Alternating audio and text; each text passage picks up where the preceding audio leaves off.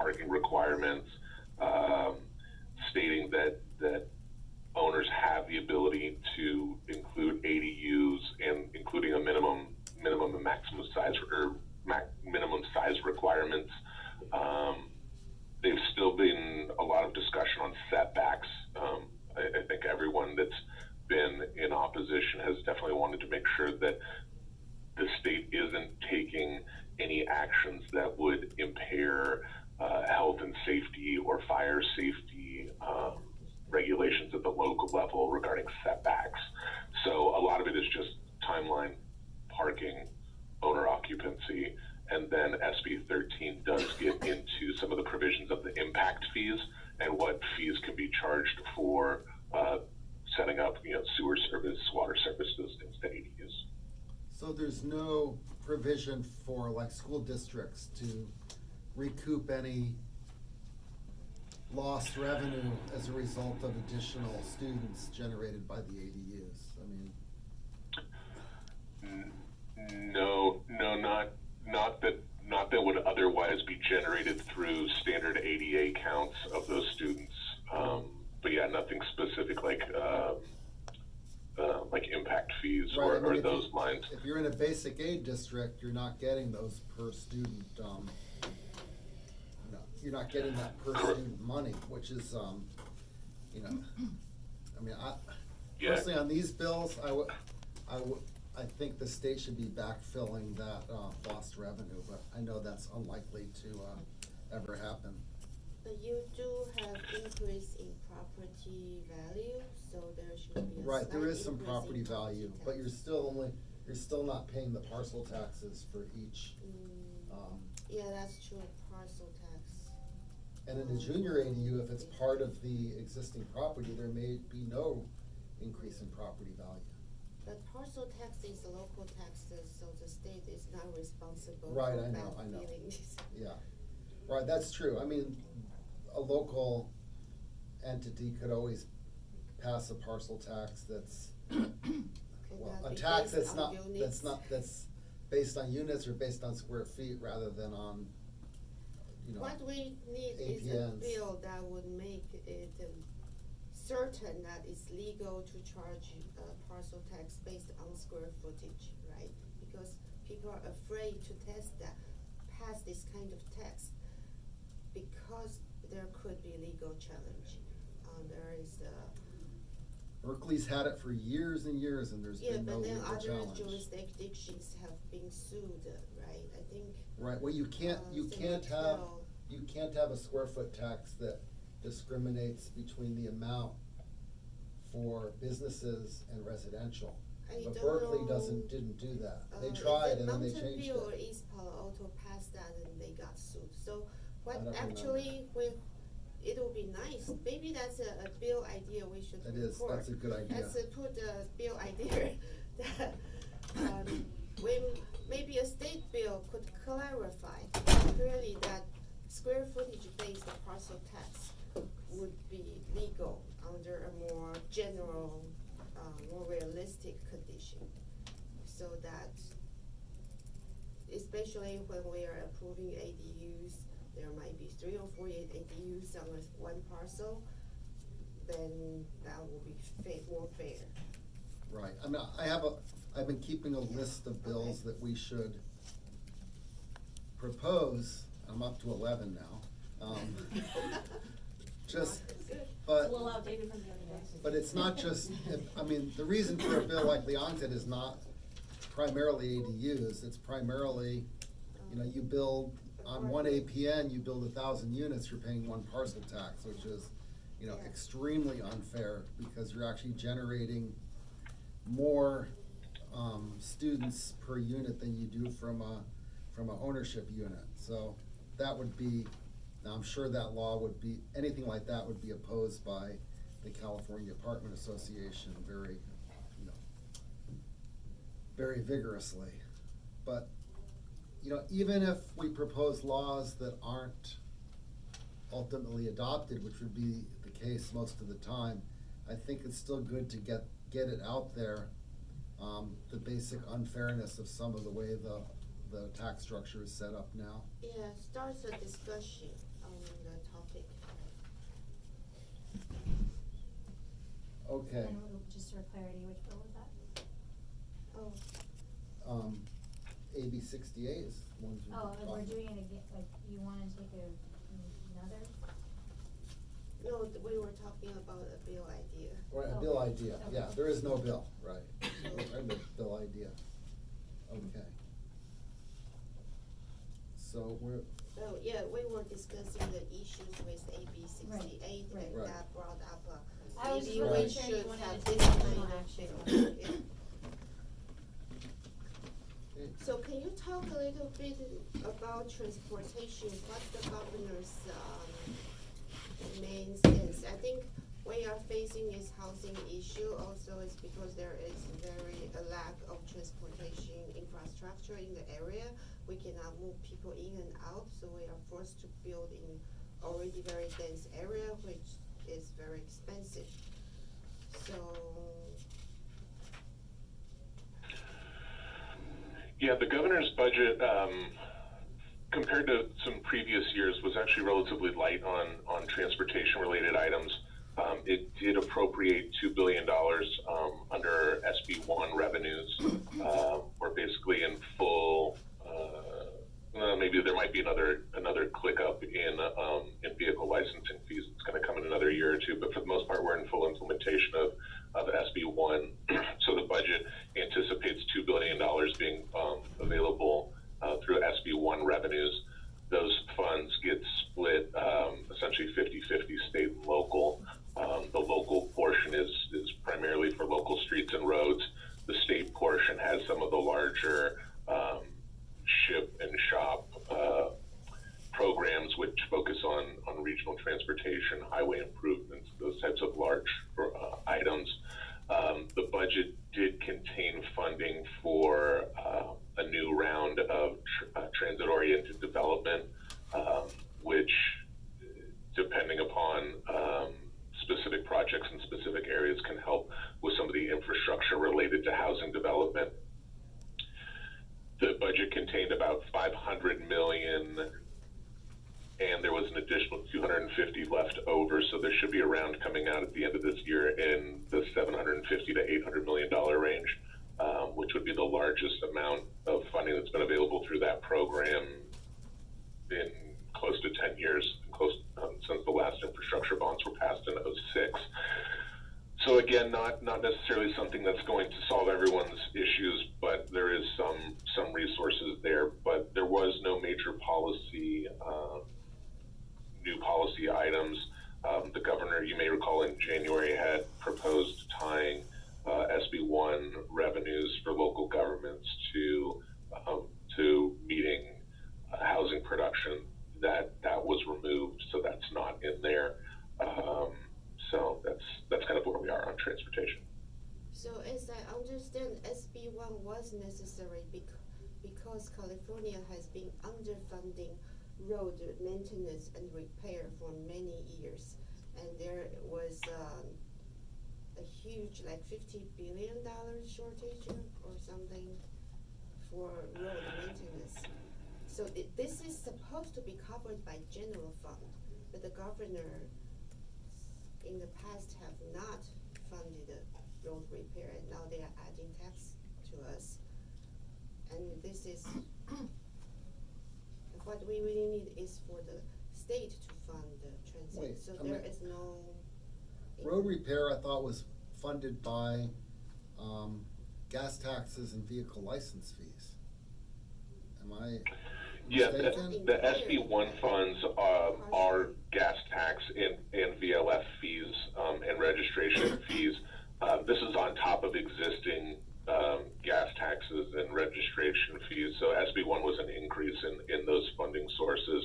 To the vice mayor's point, yes, the state had not been investing enough in road repair and maintenance, whether that be the highway system, bridges and roads, definitely expansion of new lanes. And then that obviously speaks nothing to local streets and roads that aren't under the state's purview. So SB1 generates, like I said, this year it's anticipated at $2 billion.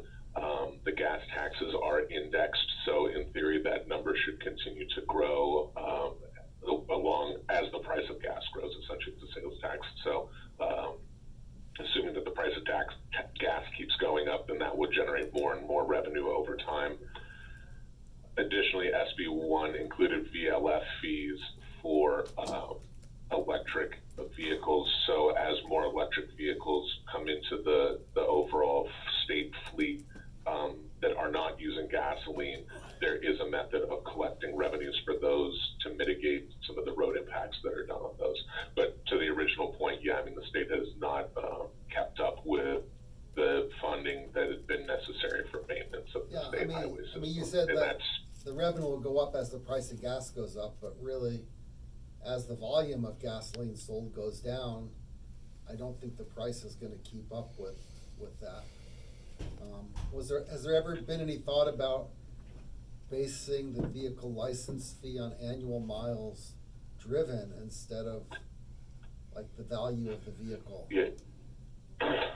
Yeah, several years ago, I want to say maybe 4 years ago, the state passed a working group that's been doing just that, been looking at a vehicle miles traveled fee.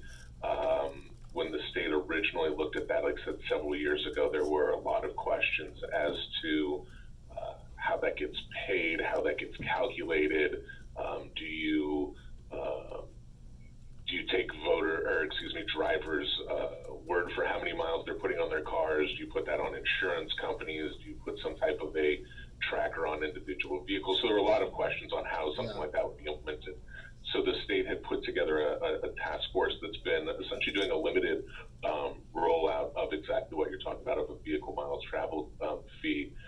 I think that they are supposed to be reporting back to the legislature in the next year or two with what they've found, but that's definitely a discussion that's going on in a lot of circles, because as you've mentioned, I mean, tying revenues to the price of gas, the amount of gas, I mean, it's just it's never going to fully account for the impacts that are being done on the roads by individual drivers. Right, I mean, and the side effect is, if you were basing it on vehicle miles traveled, it might have an effect on congestion as well, because you might be motivated to drive less. Whereas now, if you have a Tesla, you're probably not motivated to drive less. But then this kind of tax would affect the people who are already vulnerable most, because they are forced to drive. They have to live that far away, and now they have to pay extra for driving. Well, they're paying extra via the gas tax anyway, so it would be one or the other.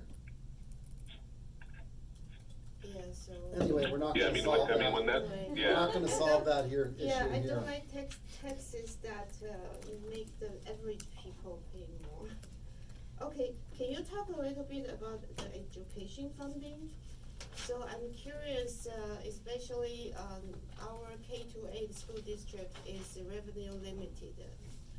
So did the government fully fund, because it has been underfunded in the past, and then last year was the only year Brown decided to fully fund education since the 2008 recession.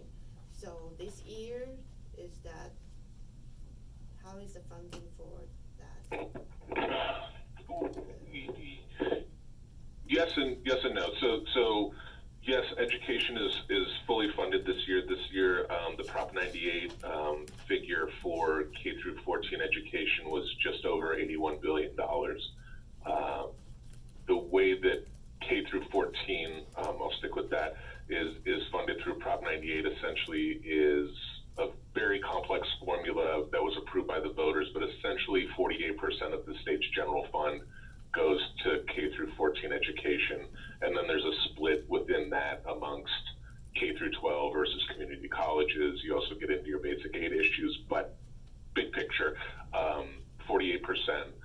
That during the recession, that was suspended.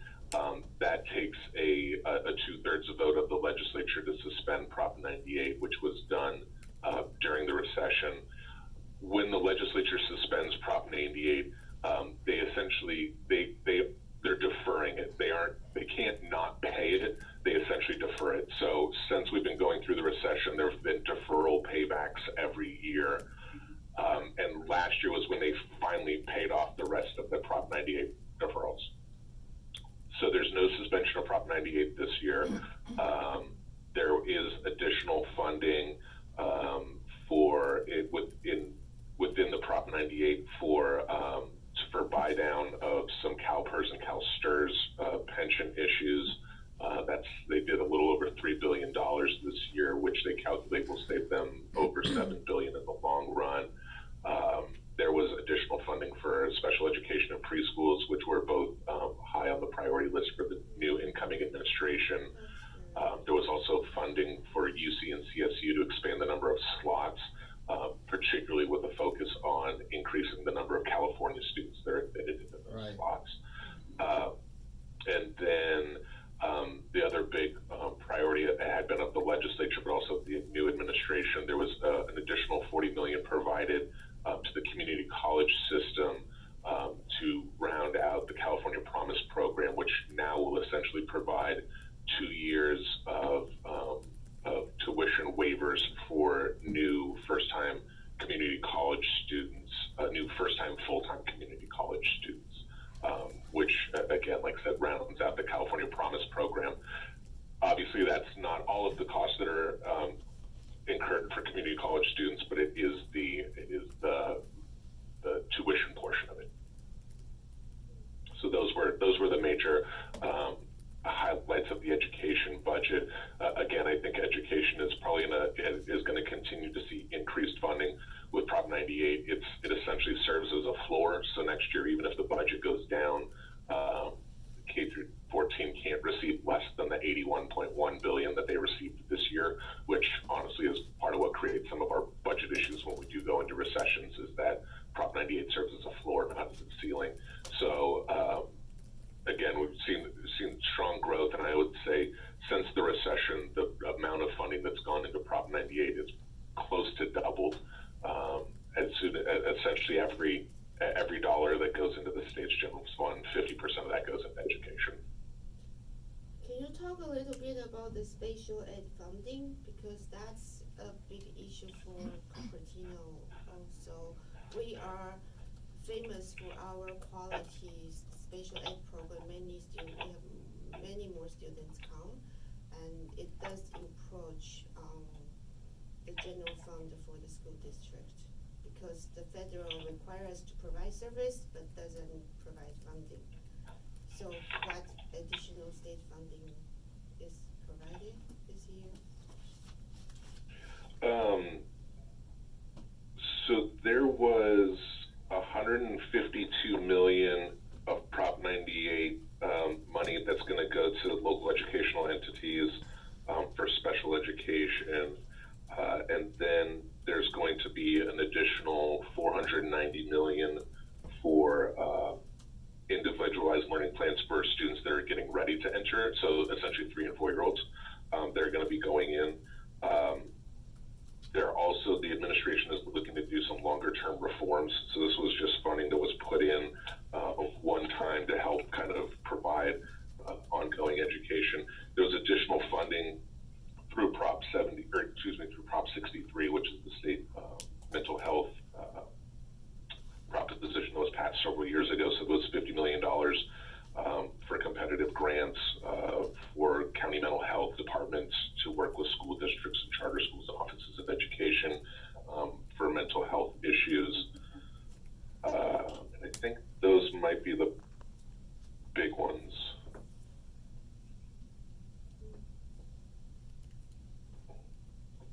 Yeah, I'm not seeing any other large scale ones in the education budget. Thank you Yeah, so let's much. move on. Yeah. Are we done with item Okay. 2? Okay, item 3. And remember, if anyone wants to speak on any item, just give me a card. Oh, can I speak? I just have one minor comment on Item which? 3, the one that you guys just talked about. A lot of the people in our neighborhood have children with special needs, and the big draw is the elementary school. Sedgwick is renowned for treating a lot of the children in the neighborhood. In fact, people are buying into the neighborhood because their children have special needs, and then they sell the home when the children, when people don't need the services.